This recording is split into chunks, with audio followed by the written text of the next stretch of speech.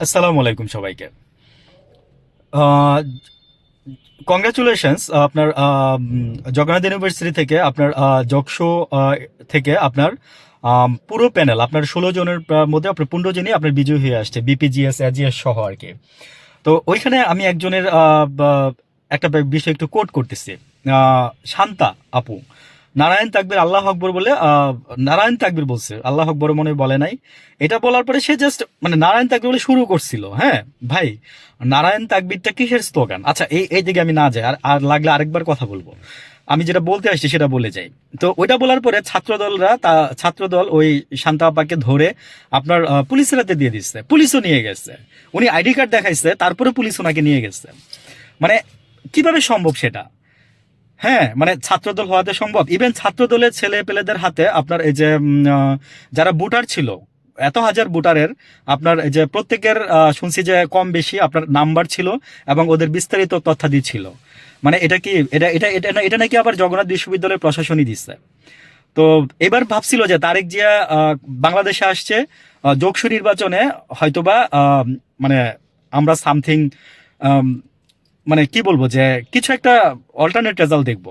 কিন্তু না, আমার মন ভাই আগেই মানে বলছিলাম যে ওই যে আমার মন মাঝে মাঝে কথা বলে বা বাড়ি দেয়, আমি যেটাকে আমাদের ভাষায় বলি আর কি, যে আমার মন বাড়ি দিচ্ছিল যে যোগসুতে যেমন খালেদা জিয়া মারা যাওয়ার কিছুদিন আগে আমি বলছিলাম যে খালেদা জিয়া মারা গেছে।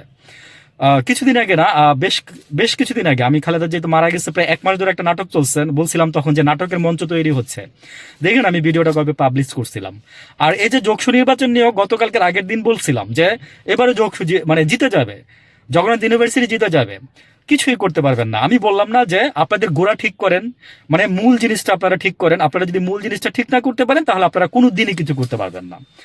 আমার আরেকটা মেসেজ দেওয়ার আছে, সেটা হচ্ছে যে শান্তাপা আজকে যখন উনি উনি পাশ করছে, শান্তা পাশ করছে, তো উনি আজকে মানে কাঁদতেছে, অঝরে কাঁদতেছে হাদি ভাইয়ের কথা বলে। ওনার কান্না দেখলে ভাই যে কেউ কাঁদবেন সাথে। উনি অঝরে কাঁদতেছে আর বলতেছে যে আমি যখন মনোনয়নপত্র দাখিল করছি বা জমা দিচ্ছি তখন আমি হাদি ভাইকে মেসেজ দিচ্ছিলাম। হাদি ভাই আমাকে ফোন দিয়ে বলছে যে শান্তাকে, সবাইকে ফোন দিয়ে বলছে যে শান্তাকে জিতাইতে হবে। আজকে হাদি নাই, হাদি ভাই নাই, কিন্তু আমি ঠিকই জয়ী হয়ে এসেছি। বুঝছেন? তো হাদি ভাইয়ের জন্য মানে বললাম না যে যুগ যুগ ধরে মানুষ মনে রাখবে এই হাদি ভাইকে, যুগ যুগ ধরে মনে রাখবে। আপনারা যেগুলো করতেছেন অনেক ভালো কাজ করতেছেন।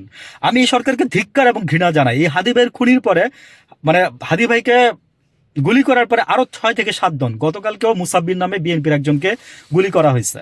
2 জনকে একসাথে, 2 জনকে। মুসাব্বির খুবই গুলিবিদ্ধ হয়েছে এবং মুসাব্বির বিএনপির খুবই ত্যাগী একটা নেতা। ভালো থাকবেন, রক্ষা করেন তাদেরকে।